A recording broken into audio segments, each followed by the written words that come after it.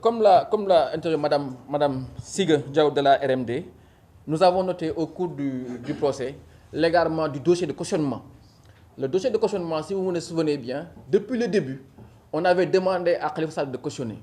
Ce qui, bien entendu, était un piège. Parce qu'il s'agissait de démontrer que Khalifa Sall avait par devers lui des montants conséquents. Ce qui n'est pas le cas. Khalifa Sall ne s'est pas enrichi personnellement et il a clamé urbi et orbi. Il a clamé haut et fort que j'ai été le premier responsable politique à s'être engagé à faire une déclaration de patrimoine publiquement. N'oublions pas que Khalifa Sall a été élu en 2009. À l'époque, même des responsables du Parti socialiste avaient condamné cet acte-là. Mais chemin faisant, comme c'est un bon leader, c'est un bon guide, il avait préempté, il avait préfiguré la démocratie sénégalaise. Et le président suivant a été obligé de suivre la même chose et de pousser ses ministres à le faire. Khalifa Sall, en 2014, l'a refait. Il a dit au juge, j'ai fait une déclaration de patrimoine, mais sortez cette déclaration de patrimoine-là et vérifions si je me suis enrichi personnellement avec cette caisse d'avance de 3 fois rien du tout. Ce que bien sûr le juge a refusé et n'a pas voulu entendre.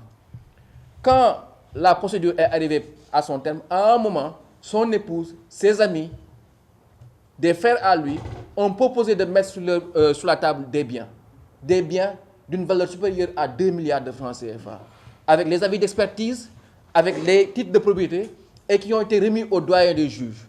Le doyen des juges a remis le dossier au procureur lorsqu'il a rejeté la demande de liberté provisoire. C'est ce dossier-là qu'on ne retrouve plus. C'est-à-dire le dossier de cautionnement contenant les expertises, les dossiers de cautionnement. Comment est-ce possible? Qu'est-ce qui s'est passé? Je pense que c'est quelque chose que nos avocats vont poser, bien entendu, d'ici demain ou après-demain, devant le juge Maïl Lamotte. En tout cas, nous avons la certitude que ce dossier était entre les mains du doyen des juges, qu'il a remis au parquet, c'est-à-dire au procureur de la République.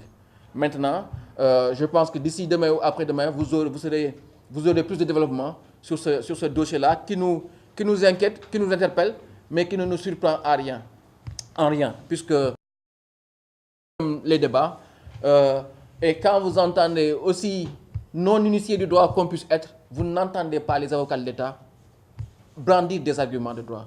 Vous n'entendez pas l'agent judiciaire de l'État brandir des arguments de droit, puisqu'ils sont face à leur propre incohérence.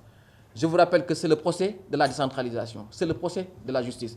On est à un moment choc où la manœuvre politique, la magouille politique croise le droit. Et comme le disait l'autre, quand la politique entre au prétoire, le droit sort par la fenêtre.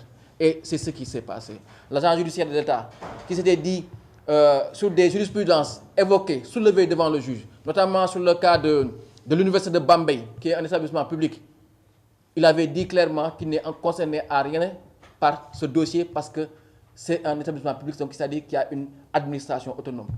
La commune de Grand-Yoff et tant d'autres jurisprudences qui ont été soulevées, il a toujours eu une position constante. C'est que quand c'est des établissements autonomes, c'est-à-dire qui, au terme du budget de l'État, sont financés à partir du titre 3 des dépenses, lui, il ne s'y mêle pas. Que dire d'une ville qui a sa propre nomenclature de ressources, qui recouvre elle-même ses recettes et qui les exécute elle-même? Je pense que c'est une incohérence absolue et c'est quelque chose que nous avons relevé et cela fait partie des exceptions qui, nous sommes convaincus, s'ils sont délibérés à juste titre, Khalifa Sall sera libéré.